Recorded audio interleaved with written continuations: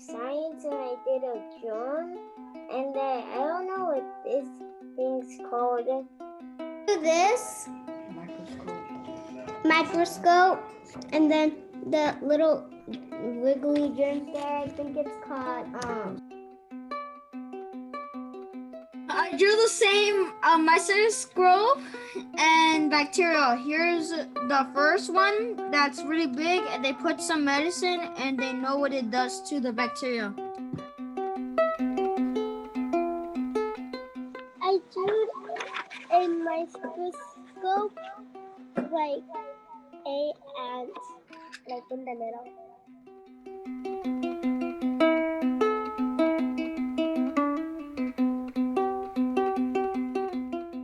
T E A C C C G G T T and T.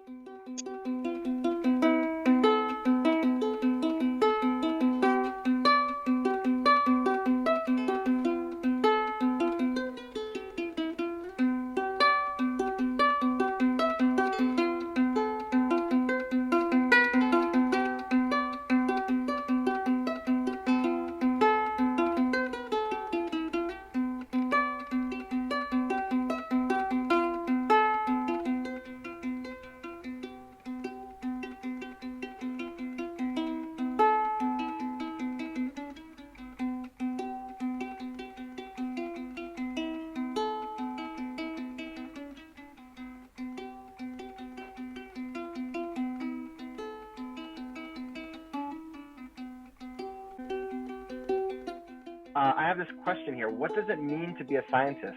I think to become a scientist, you need to know a lot of things. And kids can figure out and do things why and how.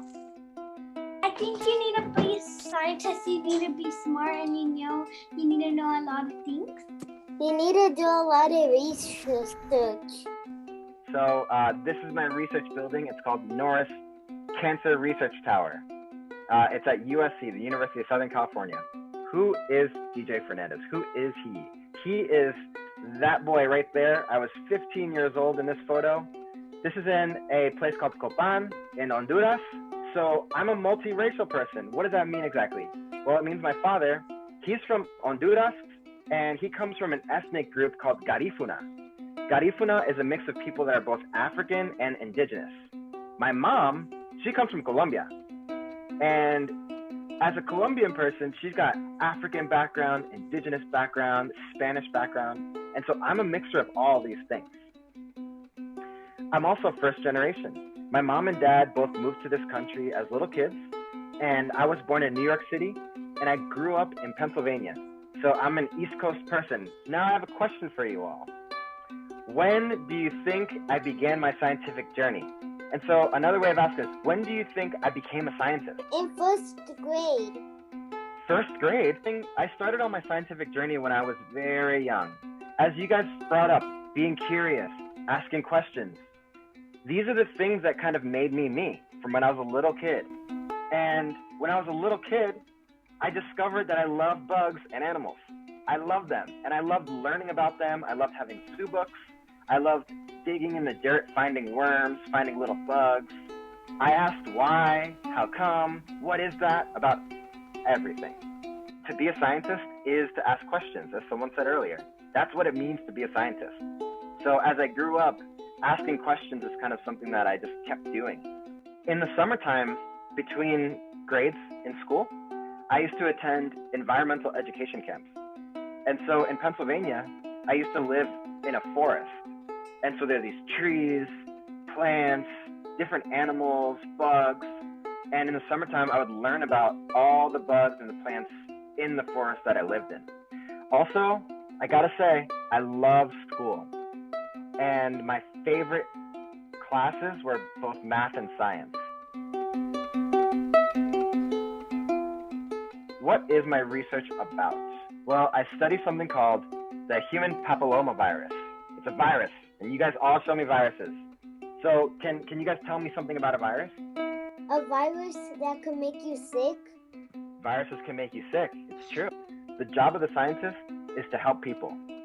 And so we are soldiers at the front of the line of microbiology, studying the viruses that hurt people so that we can create defenses against those viruses so we could stay safe and protect people. I study it by studying this process called endocytosis. Break down the word. The first part, endo, that endo means within, inner, absorbing, or containing. And the last part of that word, cytosis, it means cells. And so taken together, I study how HPV, human papillomavirus, I study how HPV actually gets into the cell that it infects. And so it's kind of like this little game here. You can imagine Pac-Man to be like a little cell that is just eating up these viruses, gulp, gulp, gulp, gulp, gulp. And I want to figure out how to stop that, because this process is why people get sick from HPV. And so if I'm going to grow human cells, what do you think that human cells need to grow? They need something clean to live in. They need it to be warm, like inside your body, it's warm, right? When you take your temperature, it's like 90 something degrees, 95, between 95 and 98 degrees. Cells need that temperature too. And just like in your body is not dry, right? Your body's kind of like wet on the inside. So the cells too, they need humidity. So they stay in this little box. That box is nice and warm, just like your body. And it's nice and humid inside too. So it's the perfect environment for the cells to live and grow. This is the bottom, and you can't see anything, right? That's because these cells are just too small to see. They're way too small. And there are my cells. See that? Well, those are tiny. They are tiny, tiny, tiny. Most importantly, being a scientist means having fun doing the work that you do every day. And you know what? All of these are things that you kids already do. And these are things that I did when I was young too. So to me, you don't just start being a scientist when you get a degree. You don't just start being a scientist when you go to school for it. You've already been a scientist. You're a scientist by asking questions. You're a scientist by being curious. You're a scientist by solving problems. And then all those things, if you combine them in the job of a scientist, well then you're out to have a lot of fun. Yes, it's a body that has a lot of germs in it. Awesome. There's like a virus here, and the thing that we saw, and germs, and I also wrote skin. The HPV in the microscope. The microscope and the water that is inside is now getting the virus. It is the Pac-Man. Yeah, so it's the cell taking in the virus, right? Mm-hmm. And there's this one. Scientists like working on like diseases and medicine to like cure a sickness or something. It's a virus on the top, and then there's more viruses. The yellow one, I didn't know how to do a polka dot, so I just did whatever right there. And then the red lines are bacteria.